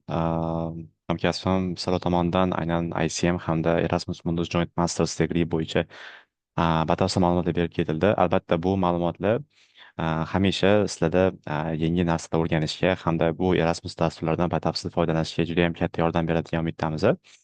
Savollar bo'lsa juda ham xursand bo'lamiz va hozir chatga ana Jamani loyihalari bo'yicha yuqorida aytib ketgan professor Haydarali Yunusov bilan o'tkazilgan Zoom sessiya yozib olingan versiyasini tashlab qo'ydim. Albatta ko'rib, Jamani loyihalariga qiziqish bildiruvchilar bu narsa orqali foydalanishadigan bo'lsa, o'ylaymizki, o'zlarini qiziqtira olgan savolga javob topishadi va kelajakda bo'ladigan loyihalar uchun juda ham yaxshi fikrlarni, g'oyalarni shakllantira olishadi. Va bugungi aynan Zoom sessiyada mo'ljallangan vaqt hamda reja asosida hozir Zoom sessiyamizga barcha spikerlar chiqish qilishdi. Taqdimotlar biza ro'yxatdan o'tgan ishtirokchilar tomonidan beriladi va tadbir so'ngida biz har doim evaluation qilamiz. Agar qarshi bo'lmaydigan bo'lsalar, hozir QR kod chiqazamiz va QR kodga aynan bugungi tadbir qanaqa bo'ldi, qay darajada foydali bo'ldi, qanaqa timeline, ya'ni vaqt jihatdan to'g'ri keldimi, spikerlar tomonidan ma'lumotlardan qanaqa qoniqish hosil qildingiz maqsadida QR kodda baholab beradigan bo'lsangiz, biz bu narsani keyingi sessiyalarimizda albatta foydalanamiz va shu asosda yana yangi materiallar tarqatishda bizga katta yordam bergan bo'ladingiz. Hozir esa ekranga ushbu QR kodni chiqazamiz hozir bir daqiqa.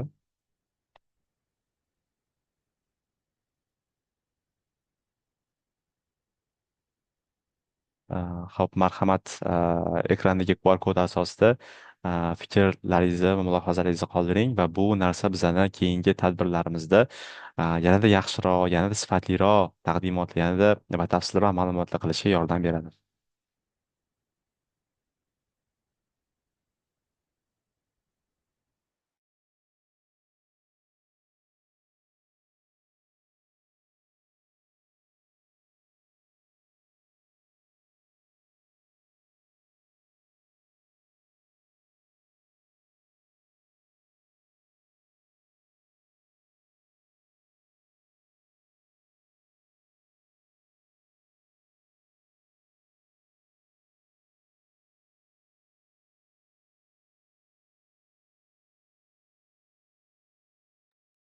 Xo'sh, chatga ham yuborib qo'ydim, lekin agar mabodo kimdirlarda evaluationga hozir QR kod skan qilish imkoni bo'lmaydigan bo'lsa, marhamat chatda ochib, chatdagi link orqali to'ldirib qo'yadigan bo'lsangiz, bizani tadbirimizga sifatni yaxshilashga va ma'lumotlaringizni olishimizga juda ham katta yordam bergan bo'lardingiz.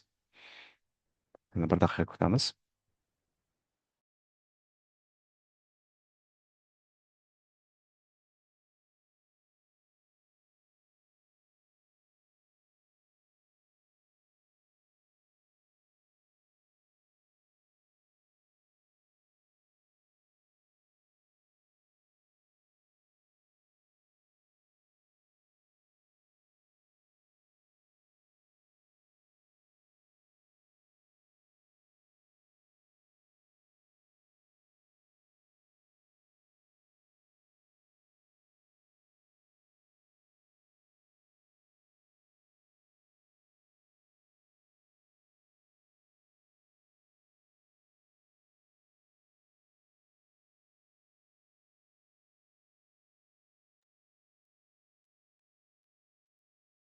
Evaluationdan o'tdik, Mahmudjon.